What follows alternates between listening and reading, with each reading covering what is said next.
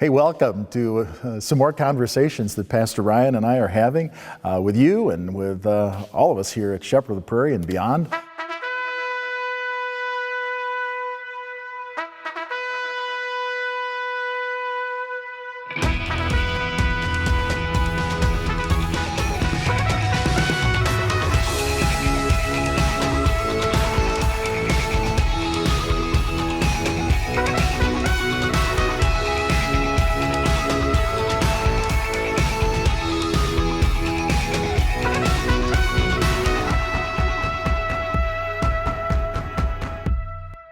Welcome today.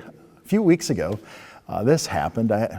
Some of you are aware that Pastor Ryan and myself, along with our worship team, Jane McMullen and Mike Indestedt, Jeff Moore, we get together on Tuesday mornings. And Pastor Ryan, I don't know if you feel this, but man, there are some weeks where I am really struggling with the text.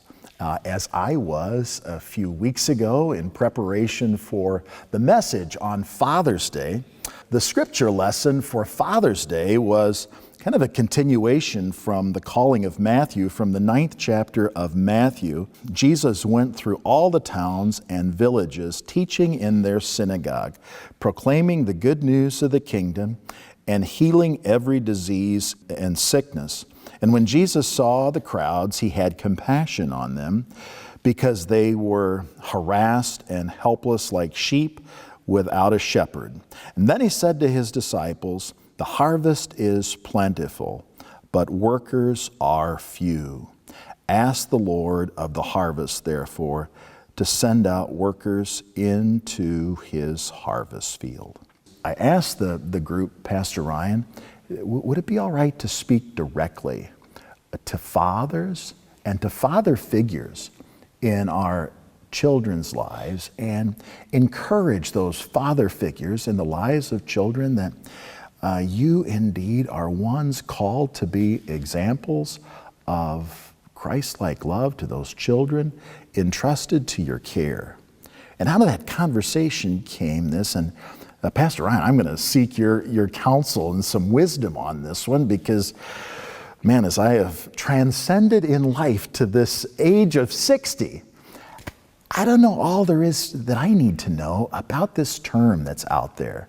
And that term is influencers. It's an important part of our culture right now. It's something that is everywhere, and it is powerful. And so what you first need to know is that an influencer is somebody who is on various social media platforms, from Facebook, Instagram, TikTok, YouTube. And essentially what they do is they go on and they create content that can drive sales of certain products. It can drive certain body images. What I did in preparation for our conversation today was just pulled a couple of examples. And actually, the first one comes from my own life. My kids, who are now 10, 8, and soon to be 7, have already been sort of influenced by influencers. There's this young man now. He was much younger when he started, but Ryan Kaji is a kid who had started this YouTube channel called Ryan's World, he and his parents. And what I began to observe with our children is that Ryan would get products, toys, the latest thing from Mattel or the various toy companies. He would open them up and then play with them and show off the features. Next thing you know, the kid's wanting that particular product. As he grows up, it starts to morph a little bit. Now they're creating games. He's got his own channel. He's got a cartoon, a whole series of shows based on him. He's now got his own products. You can go buy Ryan's World toys in Walmart. And but it doesn't just end there. There's I looked up some of the leading influencers in the world today. Came up with some names like Huda Katan. She does beauty. So she'll try out makeup products. She'll try on different clothing. And where this tends to be problematic is it starts to portray certain body images as positive. And do you find, is this like on YouTube? YouTube, Instagram, all of it. Yeah. That wherever they can get their message out, and young people are following it. One on YouTube that I found, his name is Jimmy Donaldson. He goes by Mr. Beast. He is the he is of individuals, he is the most subscribed person on YouTube. He's got 150 million plus followers. And he started out playing video games. People would watch him play video games, and then the next thing you know, he's starting to promote certain products. It doesn't have to be on social media. Think of Kim Kardashian. They have their own, the Kardashian family has a TV show, and as you watch how they live their lives, they become influencers. So that's sort of the world that we're living in now, is young people are grabbing social media platforms, TV shows, YouTube videos, and they're sort of learning about life from these influencers. But now I go like to gas stations and I'm being influenced by a media screen that's trying to get me to buy this thing or that. Absolutely. I can't even pump my gas in. Yes. In quiet, that I'm getting these messages to buy stuff or go buy a slushie or something. That's how these influencers work. They get a certain number of followers, and then a company will come along and say, we want to sell to your followers, so we're going to sponsor you. We're going to give you some money so that you'll talk about our product, you'll make your people want to buy it, and next thing you know, that's the hottest thing now. Everybody's got to have it. Wow. And so there are people actually making a living. Yes, yeah, it's their career. Wow. Yeah, through sponsorships and selling of products. This whole realm of influencers too on social media is a real thing. Yes. And it can be both negative and positive. Yeah. Especially as it relates to young adults, children, I guess all of us. Obviously, we as pastors are sharing here on a weekly basis. The number one influencer in our faith life is Jesus Christ, right? But we also have various people around us that are a big influence on us. And so I was thinking about some of the ones in my life. And of course, there are several pastors that I've either gotten to know or worked with. And one of them, if I could just say his name too, is a Pastor Frank Langhoff, who serves in Rockford right now, because he was one of the pastors that I first worked under as a youth leader. And what he did for me that was one of my earliest memories of what a pastor does and how they exist, how they are with people. And you're an influencer on me as I'm here, as I'm learning from you and working alongside you.